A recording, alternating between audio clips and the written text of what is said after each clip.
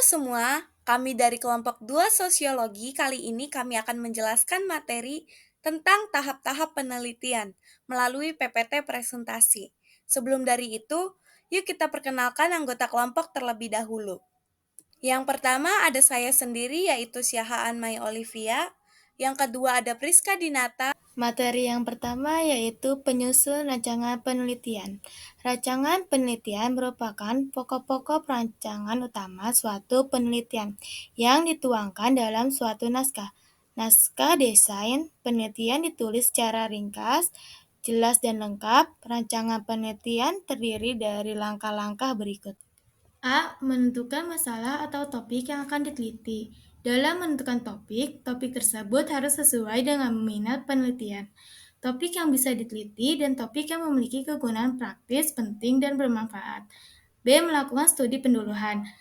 Penelitian pendahuluan dilakukan untuk mencari informasi yang dibutuhkan peneliti agar permasalahannya jelas dan untuk menjajaki melanjutkan penelitian. C. Merumuskan latar belakang masalah. Penelitian harus memberitahu alasan mengapa memilih topik yang dijadikan bahan penelitian.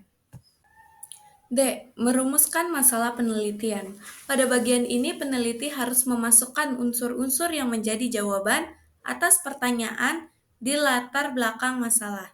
Rumusan masalah ini biasanya berbentuk kalimat pernyataan. E. Menentukan tujuan dan manfaat penelitian. Tujuan penelitian berkaitan dengan kesimpulan dalam bentuk kalimat pernyataan. Sedangkan manfaat penelitian merupakan kegunaan nyata dari hasil yang akan dicapai melalui sebuah penelitian. F. Menentukan landasan teori. Merupakan dasar teoritis bagi peneliti untuk menjawab masalah penelitian. G. Merumuskan hipotesis. Merupakan isi kemungkinan jawaban atas masalah penelitian. H. Menyusun metodologi penelitian. Cara atau teknik mengelola pengumpulan data dari yang telah diteliti. 2. Pelaksanaan penelitian. A. Menentukan dan menyusun instrumen subjek penelitian informan.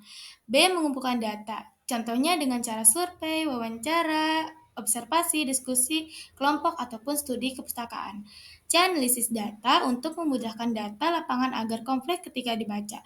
D. Menarik kesimpulan yang berisi pernyataan singkat, jelas, dan sistematis dari keseluruhan hasil analisis, pembahasan, dan pengujian hipotesis dalam sebuah penelitian.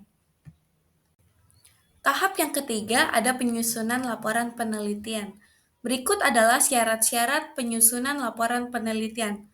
Yang pertama, ada penulis laporan harus mengetahui kepada siapa laporan tersebut akan ditunjukkan. Yang kedua, laporan penelitian harus ditulis secara lengkap. Yang ketiga, gunakan bahasa yang komunikatif supaya memudahkan pembaca untuk memahami hasil penelitian. Yang keempat, laporan penelitian merupakan elemen penting dalam proses kemajuan ilmu pengetahuan.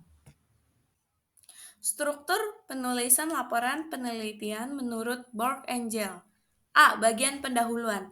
Bagian ini terdiri atas beberapa subbagian, yaitu sebagai berikut. Yang pertama, halaman judul. Yang kedua, kata pengantar. Yang ketiga, daftar isi. Dan yang terakhir, daftar tabel, gambar, dan grafik. B. Isi laporan. Bagian isi meliputi bab-bab berikut. Yang pertama, bab pendahuluan. Yang kedua, bab kerangka teoritis. Yang ketiga, bab metodologi penelitian. Dan yang terakhir, bab hasil penelitian dan pembahasan. C. Bagian penutup. Yang pertama ada daftar pusaka. Pada bagian ini disebutkan semua sumber yang digunakan sebagai penunjang dalam penulisan dan pelaksanaan penelitian. Yang kedua, lampiran. Memuat hal yang perlu diketahui pembaca. Yang ketiga, indeks berisi daftar kata, istilah atau nama yang ada di dalam laporan. Yang keempat ada mempresentasikan laporan penelitian. Hal yang perlu diperhatikan saat mempresentasikan laporan hasil penelitian yaitu A. Mengetahui tujuan presentasi, B. Mengetahui waktu yang disediakan, C. Menjaga mental agar tidak gugup saat presentasi, D. Memeriksa lokasi dan peralatan presentasi. Tahap yang terakhir yaitu ada publikasi laporan penelitian. Melalui publikasi ini, penelitian dapat diketahui oleh publik, sehingga penelitian dapat memberi manfaat yang nyata bagi khalayak. Publikasi laporan seperti melalui berbagai media, seperti media cetak ataupun media elektronik. Pemuatan laporan penelitian ini mengikuti semua prosedur atau persetujuan semua belah pihak.